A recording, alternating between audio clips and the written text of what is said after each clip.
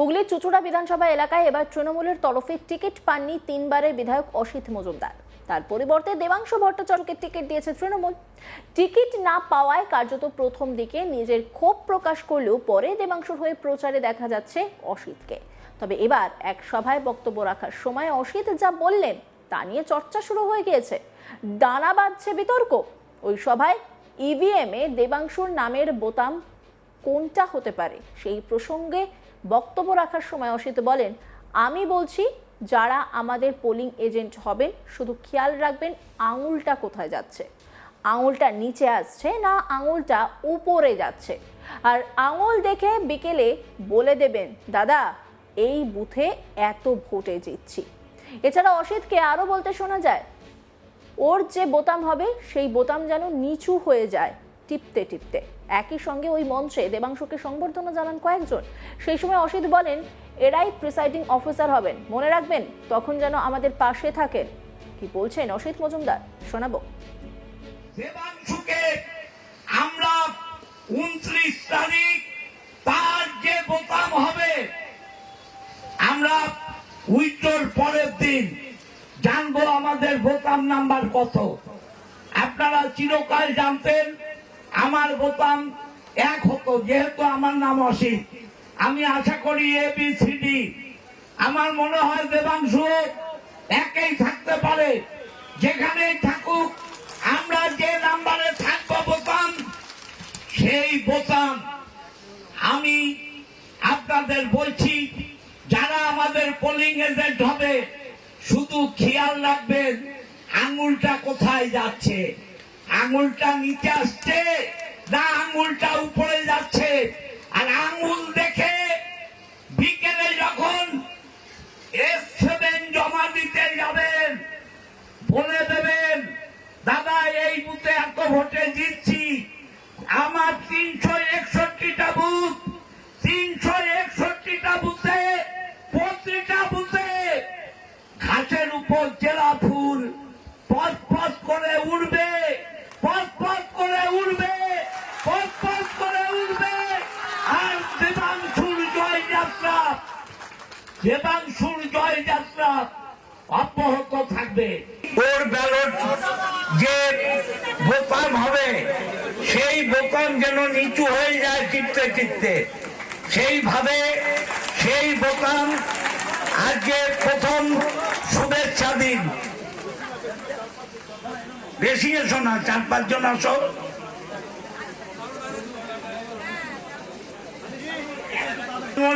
প্রাথমিক শিক্ষক সমিতি সদর পশ্চিম শাখা তারা দেবাংশুকে তাদের ভালোবাসা উজাড় করে দিচ্ছে। অসিতের এই সমস্ত মন্তব্য ঘিরে রীতিমতো শোরগোল পড়ে গিয়েছে। শুনে নেওয়া যাক এই প্রসঙ্গে কি বলছেন অসিত মজুমদার। প্রিসাইডিং অফিসার এদের হচ্ছে আমাদের সাপোর্ট করতে হবে।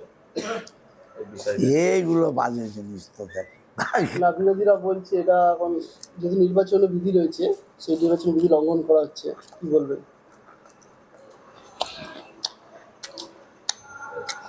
আমি তো লোকের সাহায্য চাইবই, আমার দলের পক্ষে সাহায্য চাইব না?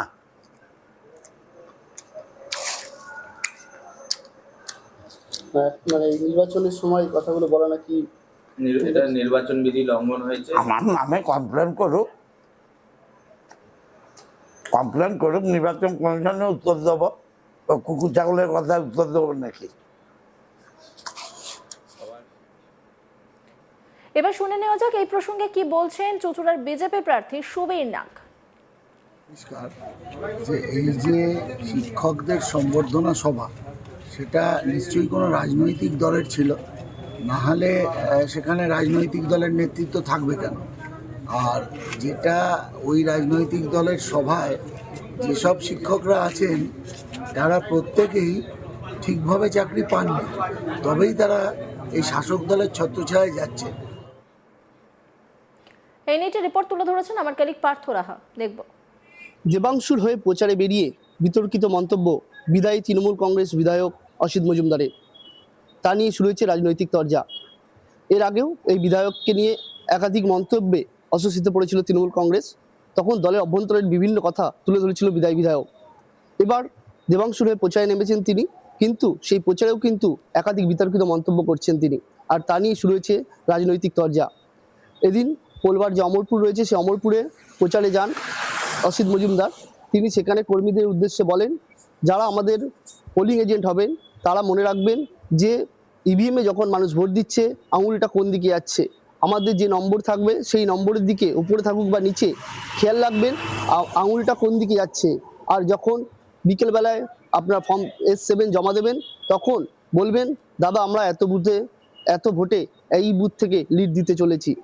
আবার কখনো এই অসিত মজুমদারকে বলতে শোনা যায়, যখন শিক্ষক সম্মেলন চলছিল সেই শিক্ষকদের কর্মী সভায় অসিত মজুমদার বলেন, এই শিক্ষকরাই প্রিসাইডিং অফিসার হবেন, তখন আমাদের পাশে থাকবেন। একের পর এক এই যে বিতর্কিত মন্তব্য, যা নির্বাচন বিধি লঙ্ঘন করছে বলেও অভিযোগ তুলছে বিজেপির দাবি, আঙুল যেখানেই থাকুক বা ভোটের যে ইভিএম রয়েছে সেখানে সেই সুইচ টিপতে টিপতে যতই নিচু হয়ে যাক না কেন, এবার বিজেপি সরকার গঠন করবে। আর তৃণমূলের এই উস্কানিমূলক কথাবার্তায় সাধারণ মানুষ কান দেবে না। অসিত মজুমদার তিনি কিন্তু টিকিট এবার পাননি চুঁচুড়া থেকে। টিকিট না পাওয়ায় কিন্তু কিছুটা অভিমানী হয়েছিলেন। প্রথমে তিনি বলেছিলেন রাজনীতি থেকে সন্ন্যাস নেবেন, রাজনীতি আর করবেন না, কিন্তু পরে অভিষেক বন্দ্যোপাধ্যায় ফোন এবং দেবাংশু ভট্টাচার্য, যাকে এবার প্রার্থী করা হয়েছে চুঁচুড়া থেকে, তিনি তার বাড়িতে যান, তার পায়ে হাত দিয়ে প্রণাম করেন। তখন কিছুটা হলেও অভিমান ভাঙে এই অসিত মজুমদারের। এরপর যে সাংসদ রয়েছেন রচনা বন্দ্যোপাধ্যায়, তার বিরুদ্ধে কিন্তু একাধিকবার টিকিট না পেয়ে তিনি তোপ দাগেন। তিনি সাংসদের মমতা বন্দ্যোপাধ্যায়ের কাছে তার নামে কান ভারী করেছেন, এমনটাও কিন্তু অভিযোগ করতে শোনা যায় বিধায়ককে। আর এতেই কিন্তু কিছুটা হলেও অস্বস্তিতে পড়েছিল তৃণমূল কংগ্রেস জেলা নেতৃত্ব।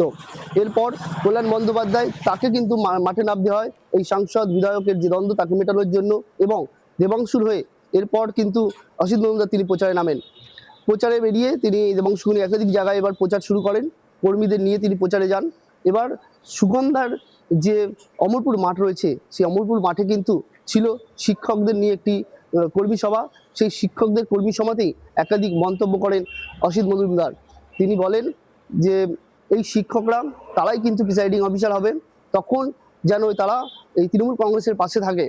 এবং আবার অন্য জায়গায় বলতে শোনা যায় যে যারা পোলিং এজেন্ট থাকবেন তারা যেন খেয়াল রাখেন যে তিনি অসিত মজুমদার বলেন যে প্রত্যেকবার যেহেতু তার নাম ছিল তাই তার 1 নম্বরে তার বোতাম থাকতো।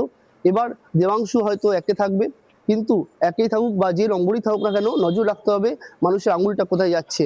আর সেইটা নিয়ে শুরু হয়েছে বিতর্ক, কারণ একজন বিধায়ক তিনি নির্বাচন বিধি যে চলছে, বিজেপি যেটা অভিযোগ করছে নির্বাচন বিধি লঙ্ঘন করা হচ্ছে, কারণ মানুষকে উস্কানিমূলক মন্তব্য করা হচ্ছে। এই যে প্রিসাইডিং অফিসার তারা কেন একটি দলের হয়ে কাজ করবে, তাদেরকে তৃণমূল কংগ্রেসের পাশে থাকার যে কথা বলছেন বিধায়ক, এতে যে প্রিসাইডিং অফিসার যারা হবে তাদের মনোবল নিয়েও কিন্তু প্রশ্ন তুলছেন সুবীর নাগ, যিনি চুঁচুড়ার প্রার্থী হয়েছেন বিজেপির। এই তৃণমূলের যে বিধায়ক অসিত মজুমদার এই যে বক্তব্য, এই বক্তব্যে কিছুটা হলেও কিন্তু ফের অস্বস্তিতে পড়তে পারে তৃণমূল কংগ্রেস, এমনটাই কিন্তু মনে করছে রাজনৈতিক মহল। তবে এর আগামী দিনে এই বিধায়ককে আবার নতুন কোনো বিতর্কের কথা বলতে শোনা যায় কিনা, সেদিকে কিন্তু তাকিয়ে রয়েছেন বিরোধী যে রাজনৈতিক দলগুলি আছে তারা।